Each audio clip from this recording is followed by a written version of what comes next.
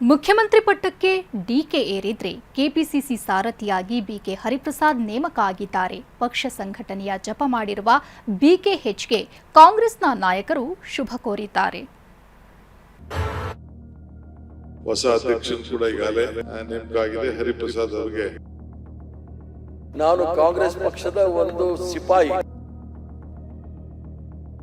ಅವರು ನನ್ನನ್ನು ಅಧ್ಯಕ್ಷರಾಗಿ ಮಾಡಿದ್ದಾರೆ. ನಾನು ಅವರಿಗೆ ಚಿರಋಣಿಯಾಗಿದ್ದೇನೆ. ಹರಿಪ್ರಸಾದ್ಗೆ ಬಲಿದ ಕೆಪಿಸಿಸಿ ಅಧ್ಯಕ್ಷ ಪಟ್ಟ. ಪಕ್ಷ ಸಂಘಟನೆ ಮಂತ್ರ ಜಪಿಸಿದ ಬಿಕೆಎಚ್. ಬಿಕೆ ಹರಿಪ್ರಸಾದ್ ಕಾಂಗ್ರೆಸ್ನ ಕಟ್ಟಾಳು.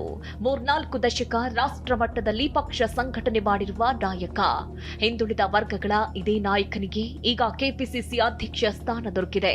ಕರ್ನಾಟಕ ಪ್ರದೇಶ ಕಾಂಗ್ರೆಸ್ ಸಮಿತಿಯ ಹೊಣೆಯನ್ನ ಹೈಕಮಾಂಡ್ ಬಿಕೆ ಹರಿಪ್ರಸಾದ್ಗೆ ಕೊಟ್ಟಿದೆ.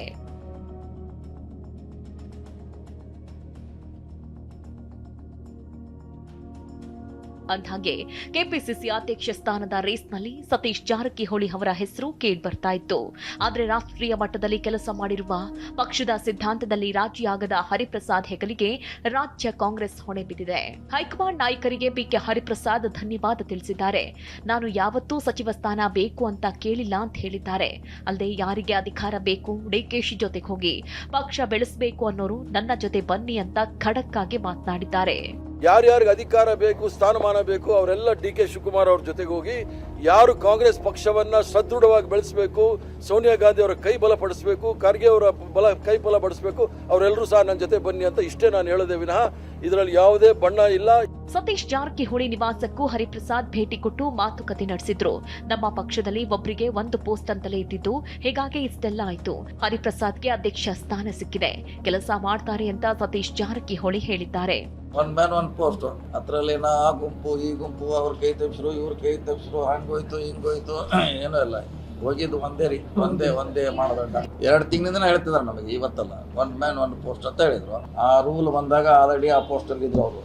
ಇನ್ನು ಸಿಎಂ ಆಗಿ ಪದಗ್ರಹಣದ ಬಳಿಕ ನಿನ್ನೆ ಸಂಜೆ ಡಿಕೆಶಿ ಕೂಡ ಕೆಪಿಸಿಸಿ ಕಚೇರಿಗೆ ಭೇಟಿ ಕೊಟ್ಟಿದ್ರು. ಬಿಕೆ ಹರಿಪ್ರಸಾದ್ ನೇತೃತ್ವದಲ್ಲಿ ಪಕ್ಷ ಕಟ್ಟುವ ಕೆಲಸ ಮಾಡಬೇಕಿದೆ ಅಂತಂದ್ರು. ಹೊಸ ಅಧ್ಯಕ್ಷರು ಕೂಡ ಈಗಾಗಲೇ ನೇಮಕ ಆಗಿದೆ. ಹರಿಪ್ರಸಾದ್ ಅವರಿಗೆ ಅವರು ಯಾವತ್ತು ಅವರು ಕೂಡ ಒಬ್ಬ ಪಕ್ಷದ ಹಿರಿಯ ನಿಷ್ಠಾವಂತ ಕಾರ್ಯಕರ್ತರವರು, ಅವರ ಮುಖಂಡತ್ವದಲ್ಲಿ ಈ ಮುಂದಕ್ಕೆ ಈ ಪಕ್ಷ ಕಟ್ಟುವಂತ ಕೆಲಸ ನಾವು ಮಾಡಬೇಕಾಗಿದೆ. ಶಿವಾನಂದ ಸರ್ಕಲ್ ಬಳಿಯ ಸರ್ಕಾರಿ ನಿವಾಸದಲ್ಲಿ ಸಿಎಂ ಡಿಕೆ ಶಿವಕುಮಾರ್ ರನ್ನ ಭೇಟಿಯಾಗಿ ಹರಿಪ್ರಸಾದ್ ಚರ್ಚೆ ನಡೆಸಿದ್ರು.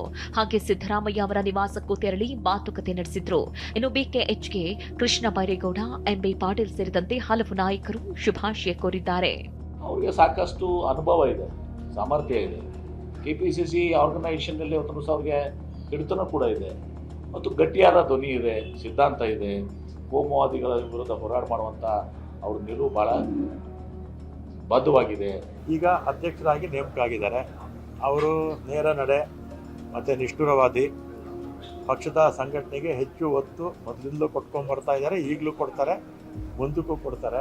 NSU ಇಂದ ಸೇವಾದಳದಿಂದ ಬಂದಂತ ಒಬ್ಬ ಕಟ್ಟಾಳು ಕಾಂಗ್ರೆಸ್. ಅನುಭವಗಳೇನಿದೆ ನಮ್ಮ ರಾಜ್ಯಕ್ಕೆ ಉಪಯೋಗ ಆಗುತ್ತೆ, ನಮ್ಮ ಸಂಘಟನೆಗೆ ಉಪಯೋಗ ಆಗುತ್ತೆ. ಅಂತೂ ಡಿಕೆಶಿ ಬಳಿಕ ಕಾಂಗ್ರೆಸ್ನ ಚುಕ್ಕಾಣಿ ಬಿಕೆ ಹರಿಪ್ರಸಾದ್ಗೆ ದೊರೆತಿದೆ.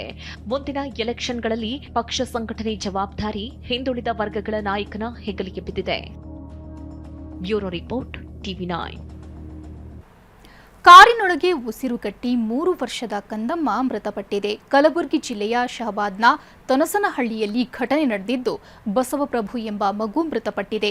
ಶಾಲೆ ಬಳಿ ಪೋಷಕರು ಕಾರನ್ನ ಲಾಕ್ ಮಾಡದೆ ತೆರಳಿದ್ದ ವೇಳೆ ಆಟವಾಡ್ತಾ ಕಾರಿನೊಳಗೆ ತೆರಳಿದ್ದ ಮಗು ಬಾಗಿಲು ಲಾಕ್ ಆದ ಪರಿಣಾಮ ಉಸಿರುಗಟ್ಟಿ ಮೃತಪಟ್ಟಿದೆ. ಬೆಳಗ್ಗೆಯಿಂದ ಮಗುವಿಗಾಗಿ ಹುಡುಕಾಟ ನಡೆಸಿದ್ದ ಪೋಷಕರು ಮಧ್ಯಾಹ್ನ ಕಾರು ತೆರೆದು ನೋಡಿದಾಗ ಮಗುವಿನ ಮೃತದೇಹ ಪತ್ತೆಯಾಗಿದೆ. ಘಟನೆ ಸಂಬಂಧ ಶಹಬಾದ್ ಠಾಣೆಯಲ್ಲಿ ಪ್ರಕರಣ ದಾಖಲಾಗಿದೆ.